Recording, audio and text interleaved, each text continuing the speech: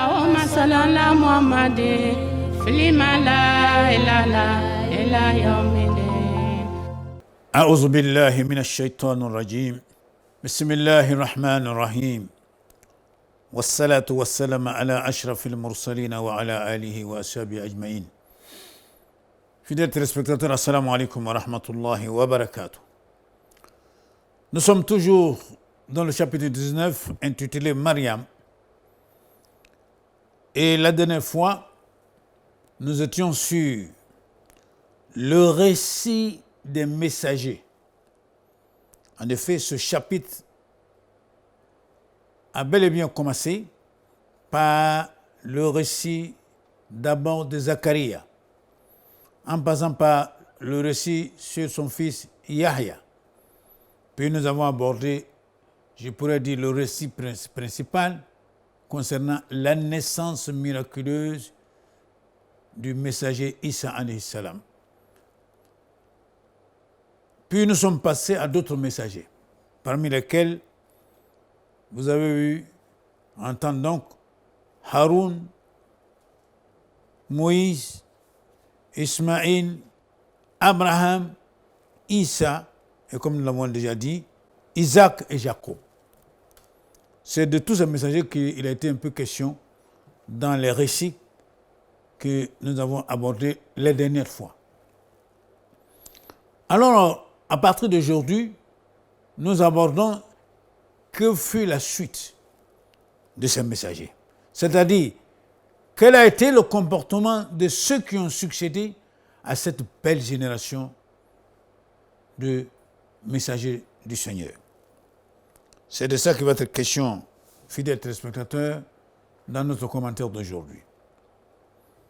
En effet, au verset 59, le Seigneur va nous dire ceci: فَخَلَفَ مِن بَعْدِهِمْ خَلْفٌ أَضَاعُوا الصَّلَاةَ وَاتَّبَعُوا الشَّهَوَاتِ فَسَوْفَ يَلْقَوْنَ غَيًّا. Dans ce verset 59, alors le Seigneur va nous dire ceci: puis leur succédèrent, c'est-à-dire après ces illustres messagers dont nous avons parlé tout à l'heure, j'ai dit Zacharie, son fils, Isa alayhi salam, Abraham et surtout Moïse, Ismaël, Idriss et autres, ceux qui sont venus à la suite. Quel a été leur comportement? C'est de ça que ce verset parle. Et ainsi le Seigneur dit bien: فَخَلَفَ مِن بَعْدِهِمْ خَلْفٌ أَضَاعُوا الصَّلَاةَ وَاتَّبَعُوا الشَّهَوَاتِ فَسَوْفَ يَلْقَوْنَ غَيًّا. Puis leur succédèrent des générations qui délaissèrent la prière et suivirent leur passion. Ils se trouveront en perdition. La première des choses que le Seigneur nous souligne ici, c'est que ces successeurs qui sont venus après ces illustres messagers, quel a été leur comportement? Ils ont délaissé la prière. Fidèles téléspectateurs, vous savez qu'avec tous les messagers, il a été question de prière. Même Issa, dont il a été longuement question, il nous a parlé de la prière. En effet, si vous vous rappelez très bien, nous avons dit que lorsque Isa alayhi salam a reçu donc la révélation, qu'est-ce qu'il a dit? Il dit: قال إني عبد الله آتاني الكتاب وجعلني نبيا وجعلني مباركا أينما كنت وأوصاني بالصلاة وزكاة ما دمت حيا. Au verset 31, il nous a dit ceci. D'abord, au verset 20, il dit: mais le bébé dit: je suis vraiment le serviteur d'Allah. Il m'a donné le livre et m'a désigné prophète. Voilà les premiers mots de Isa alayhi salam. Ensuite, qu'est-ce qu'il a dit? Où que je sois, il m'a rendu béni et il m'a recommandé, tant que je vivrai, la prière et la zakat. Il en est ainsi de tous les messagers où on a parlé de la prière. Fidèles téléspectateurs, ce verset, encore une fois de plus, vient nous montrer l'importance de ce pilier. qu'est la prière. Surtout dans notre religion qu'est l'islam, le prophète sallallahu alayhi wa sallam nous a dit beaucoup de choses sur ce pilier de l'islam qu'est la prière. Et entre parenthèses, il est bon de souligner que les autres piliers de l'islam, c'est-à-dire la zakat, le jeûne, le pèlerinage à la Mecque, selon certaines circonstances, peuvent tomber ou bien être suspendus. Mais la prière reste la prière comme l'attestation de foi. Ces deux piliers ne tombent jamais. Et c'est pour cela certainement que le Seigneur ici rappelle en nous disant que فَخَلَفَ مِن بَعْدِهِمْ خَلْفٌ أَضَاءُوا الصَّلَاةَ. Sont venus après donc cette génération de messagers, des gens, des générations. Donc, quel a été leur gros problème? C'est qu'ils ont abandonné, ils ont délaissé la prière. Et la prière, on peut dire, c'est l'identité du croyant. C'est l'élément qu'on peut vérifier chez un croyant tous les jours. Et ainsi, ceux-là qui ont suivi ces messagers, leur grande faute a été donc le fait de délaisser la prière. Et ainsi, qu'est-ce qu'ils ont fait? Alors, ils ont suivi leur passion. Et qu'est-ce qu'on peut citer comme exemple parmi ces passions? Certainement la consommation de l'alcool. Oui. Consommation de quoi? Des aliments interdits. Ou bien de drogue, de stupéfiants. Et bien sûr, le fait même de commettre des crimes. Et bien sûr, l'adultère, le vol, la trahison, la médisance et le mensonge, tout ça, fidèles téléspectateurs, ça fait partie donc des passions qui ont mené les uns et les autres à abandonner la prière. Et c'est pour cela que le Seigneur donc nous rappelle ici en disant bien فَخَلَفَ مِن بَعْدِهِمْ خَلْفٌ أَضَاءُوا الصَّلَاةَ. Sont venus après donc ceux-là qui ont abandonné la prière. وَاتَّبَعُوا شَهَوَاتٍ. Et qu'est-ce qu'ils ont fait ensuite? Ils ont suivi leur passion. Or, nous savons bien, les passions ne peuvent que nous amener à la désobéissance à Dieu. La médisance est une désobéissance à Dieu. Le vol, le crime, l'alcool, la drogue et autres, tout ça fait partie de la désobéissance à Dieu. Et malheureusement, ça, c'est la passion. Et comme de nos jours d'ailleurs, on peut le constater, c'est la passion malheureusement de beaucoup de personnes.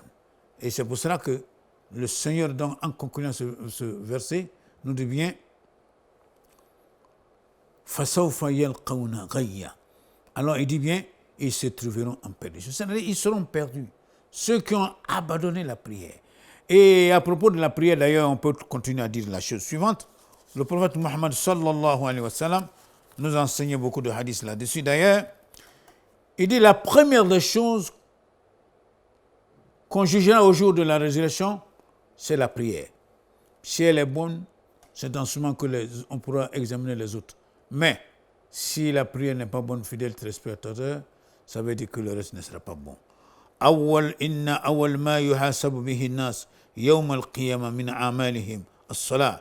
La première des choses qu'on vérifiera, qu'on jugera dans le travail des hommes au jour de Yawm al-Qiyamah, c'est d'abord la prière. Si elle est bonne, c'est en ce moment que les autres peuvent être vérifiés. Mais si la prière n'est pas bonne, malheureusement, alors on devient perdant. Et ainsi, le prophète dans un autre hadith dit qu'entre la croyance et la mécréance, c'est l'abandon de la prière. Ça veut dire, dès lors que le croyant a laissé la prière, a abandonné la prière, alors il rentre dans le domaine de la mécréance.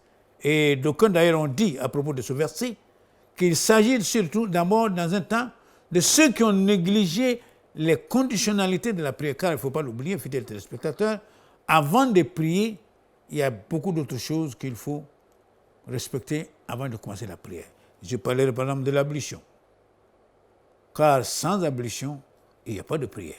Quand on prend la prière elle-même, on a les piliers de la prière, on a les conditions de la prière.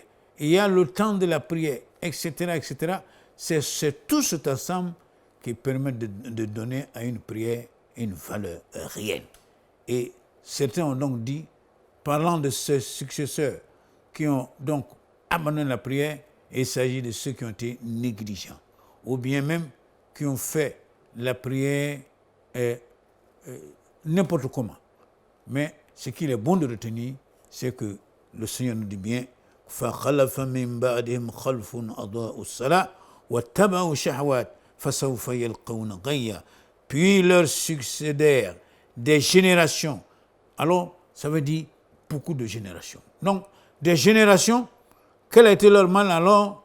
Ceux-là ont abandonné la prière. Ils ont délaissé la prière. Mais pourquoi? Pour suivre leur passion. Et c'est ça qui fera à la base donc de leur perdition au jour de la Yawm al-Qiyamah. Et comme nous l'avons déjà dit, l'identité du croyant, c'est d'abord sa prière. Et quand nous disons prière, il y a tout un ensemble de choses que le fidèle doit réunir. Par exemple, le temps de la prière. Car Dieu nous dit bien Inna salata kanat alal mu'minina kitaban mawquta, que la prière est une prescription pour les croyants à des moments bien donnés. Et par ailleurs, Dieu nous dit quoi? Waylun lil musallin alladhina hum an salatihim sahun. Malheur à ceux-là qui sont négligents dans leur prière. Tout ça pour dire une fois de plus, chers frères et chères sœurs, que la prière, c'est un ensemble. Et cet ensemble, lorsqu'on respecte cet ensemble, on peut parler d'une prière. Alors que dire de celui-là qui abandonne la prière? Ça veut dire que celui-là est perdant pour de bon, que le Seigneur nous en ait parlé. Donc c'est pour cela, après cette série de près d'une dizaine de messagers, qu'est-ce que Dieu nous dit?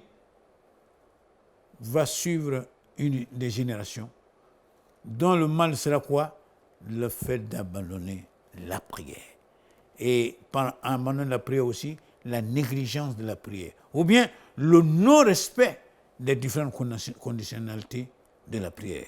Et c'est tout ça, fidèles téléspectateurs, c'est en respectant tout ça qu'on peut dire qu'on prie. Mais dès lors qu'on a négligé ça, la prière n'est plus valable. Ou bien qu'on néglige tout ce qui entre dans la prière, j'ai dit par exemple le cas de l'ablution et autres, car il n'y a pas de prière pour quelqu'un qui ne fait pas l'ablution. C'est bon à savoir, et c'est pour cela que donc... Mais la raison fondamentale de ça, c'est parce qu'ils ont suivi leur passion. Les passions ont pris le pas sur leur prière. Et c'est pour cela, chemin faisant certainement, ceux-là ont abandonné la prière, ou ont négligé la prière. Et à la fin, le Seigneur donc leur dit bien, ils se trouveront en perdition. Car au jour où Yawm al-Qiyamah, si dans votre dossier, il n'y a pas de prière, c'est sûr que vous êtes perdants au jour de Yawm al-Qiyamah et que Dieu nous en préserve. Fidèles téléspectateurs, nous sommes donc dans l'émission du Tafsir du Saint-Coran, l'effort humain pour comprendre la parole de Dieu. Donc, première des choses, après la série des messagers, c'est ceux-là donc qui sont venus et qui ont abandonné la prière au profit de quoi? De leur passion. C'est pour cela que le Seigneur dit bien que ceux qui suivent leur passion, ou bien même qui adorent leur passion, sont parmi les perdants au jour de Yawm al-Qiyamah. Et par la suite, qu'est-ce que le Seigneur va nous dire? إلا من تاب وآمن وعمل صالحا فأولئك يدخلون الجنة ولا يظلمون شيئا. Alors au verset 60, le Seigneur va dire ceci, il dit bien, sauf celui qui se repent. Donc, tout à l'heure, nous disions que ceux qui ont suivi leur passion, ils ont tellement suivi leur passion et ont abandonné la prière, alors ils seront dans la perdition. Mais le Seigneur revient pour donner l'espoir encore en disant, il dit bien, sauf celui qui se repent. Donc, et le repentir est une porte bien ouverte en islam. Chers frères et chères sœurs, c'est bon de savoir que la porte du repentir est ouverte. Que le musulman ne doit pas attendre au dernier moment pour pouvoir se repentir. Il est temps il a le devoir de se repentir tant qu'il a encore les moyens pour le faire. Et c'est pour cela que déjà d'entrée de jeu ici, le Seigneur dit bien, ne seront pas perdants qui? Sauf celui qui se repent. Ça, c'est la première condition. Mais là aussi, il est bon de se préciser. Le repentir en islam, c'est quoi? C'est le retour à Dieu. Et en général, on parle de 3 conditions quand il s'agit d'une faute entre le croyant et son Créateur. Premièrement, le repentir devient valable lorsqu'on arrête le péché dans lequel nous sommes. Deuxièmement, regretter l'acte qu'on a posé. Et troisièmement, prendre la ferme résolution de ne pas revenir sur le péché dans lequel nous étions. Ce sont les 3 conditions qu'il est bon de respecter quand on veut se repentir. C'est-à-dire, lorsque nous étions tout à l'heure dans le cadre de la prière, pour se repentir ici, c'est le fait de revenir rapidement à la prière. Et surtout de regretter le fait qu'on avait abandonné ou bien négligé la prière. Et prendre la ferme résolution de ne plus revenir. Ce sont ces 3 conditions qu'il faut remplir pour que votre repentir soit valable. Ensuite, il y a une 4e condition qui va s'ajouter, fidèles téléspectateurs, c'est lorsqu'il s'agit du péché entre l'homme et une autre créature de Dieu. En effet, si vous avez lésé quelqu'un par exemple, alors pour que votre repentir soit au complet, il faut non seulement les 3 conditions dont nous avons parlé, mais vous devez retourner par exemple si vous avez arraché. Si vous avez triché pour prendre l'argent de quelqu'un, vous avez l'obligation de lui remettre son argent. C'est à ces conditions que votre repentir en islam devient un repentir sincère. Et Dieu nous invite plusieurs fois, dans plusieurs versets du Saint-Coran, à revenir de façon sincère à lui. Ce qu'on appelle en général Tawbatun Nasuha, c'est-à-dire un repentir sincère. Et donc, pour ceux qui se sont trompés donc, en abandonnant la prière, Dieu dit bien, sauf pour celui qui se repent. Ensuite, crois et fais le bien. Ila man taba wa amana. Crois wa amila salihan. Non seulement il se repent, il croit et il fait aussi le bien. Voilà les choses que le Seigneur nous demande lorsque on veut revenir à lui, on veut se repentir et surtout tourner la page avec le Seigneur. Et c'est pour cela donc qu'il dit bien, illa man taba wa amana wa amila salihan fa ulaik yadkhuluna al-jannah wa la yuzlamuna shay'an. Alors, parlant de cela, il dit bien, premièrement, sauf celui qui se repent, croit et fait le bien, ceux-là entreront dans le paradis et ne seront point lésés. Voilà, fidèles téléspectateurs, une occasion que le Seigneur donne à celui qui s'est trompé dans son cheminement vers le Seigneur. Et comme nous l'avons dit, premièrement, c'est de se repentir. Deuxièmement, c'est de croire en Dieu. Et ensuite, le Seigneur dit bien, faire le bien. Et c'est à ce prix-là qu'on peut espérer avoir le paradis. Et le Seigneur dit bien, ils ne seront point lésés. Fidèles téléspectateurs, c'est une chose importante à connaître. Et ainsi, lorsque donc on revient au Seigneur de façon sincère et surtout qu'on fait le bien, alors on peut espérer. Alors, à une grâce du Seigneur et surtout, on peut espérer entrer ainsi dans le paradis que le Seigneur a promis à ses adorateurs. Et Dieu dit bien, ils ne seront point lésés. Et là aussi, il est bon de revenir dans un des versets où Dieu nous dit ceci, parlant donc des gens qui sont revenus à lui, il dit bien, ila man taba wa amana wa amila amala salihan فَأُولَٰئِكَ يُبَدِّلُ اللَّهُ سَيِّئَاتِهِمْ حَسَنَاتٍ وَكَانَ اللَّهُ غَفُورًا رَحِيمًا وَمَنْ تَابَ وَعَمِلَ صَالِحًا فَإِنَّهُ يَتُوبُ إِلَى اللَّهِ مَتَابًا. Ici, dans ce verset 70 et 71 du chapitre 25, Dieu nous dit ceci, sauf celui qui se repent, première des choses, croit, ensuite, et accomplit une bonne œuvre, cela Allah changera leurs mauvaises actions en bonnes et Allah est pardonneur et miséricordieux. Et ensuite, et quiconque se répand et accomplit une bonne œuvre, c'est vers Allah qu'aboutira son retour. Donc, voilà, fidèles téléspectateurs, de très bonnes nouvelles que le Seigneur nous accorde ici. Non seulement celui qui ne se rend pas, Dieu dit bien, même ses mauvaises actions, Dieu les transformera en bonnes actions pour lui. C'est pour dire une fois de plus que c'est intéressant, c'est bon que le croyant non seulement revienne au Seigneur par le touchement de repentir, et croit en Dieu et fait ensuite de bonnes choses. À cela donc, Dieu promet quoi? Le paradis. Et wala yuzlamuna shay'an. Et ils ne seront nullement lésés. Et quel est ce paradis que Dieu nous dit? Jannati adni allati wa'adaha ar-rahman ibadahu. Jannati adni allati wa'ada ar-rahman ibadahu bil ghayb innahu kana wa'duhu ma'tiyan. Alors à ce verset 61, le Seigneur va nous dire, parlant du paradis, au jardin du séjour éternel que le tout miséricordieux a promis à ses serviteurs qui ont cru au mystère, car sa promesse arrivera sans nul doute. Donc ici, Dieu nous décrit ce paradis qu'il a réservé, donc bien sûr, à ceux-là qui se sont repentis et qui sont revenus à Dieu, et surtout qui ont cru et qui ont fait de bonnes œuvres. À ceux-là, donc, Dieu dit bien, ils auront quoi? Jannatin adnin allati wa'ada ar-rahman ibadahu bil ghayb innahu kana wa'duhu ma'tiya.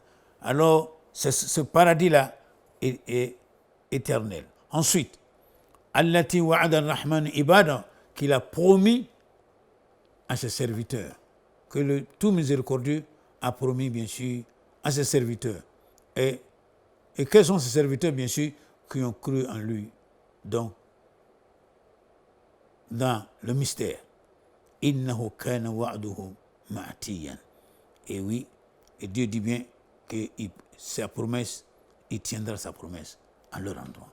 Fidèles téléspectateurs, voilà des choses qui sont promises à l'ensemble de ces croyants qui, après leur erreur, surtout ceux qui ont abandonné la prière, et qui sont revenus par le touchement de repentir, en croyant bien sûr au Seigneur et en faisant de bonnes choses. À cela, Dieu promet le paradis. Et ce paradis, bien sûr, qu'il a promis, bien sûr, à ses serviteurs. Et le Seigneur nous dit bien que sa promesse, il tiendra. Pour ne pas que les uns et les autres arrivent à douter, ou bien pensent, est-ce que cette promesse du Seigneur aura lieu? Le Seigneur, bien sûr, quand il promet, il le fait. C'est à ce titre donc qu'on doit faire confiance en notre Seigneur et nous dire que ce qu'il nous a promis, nous l'aurons bi'iznillah.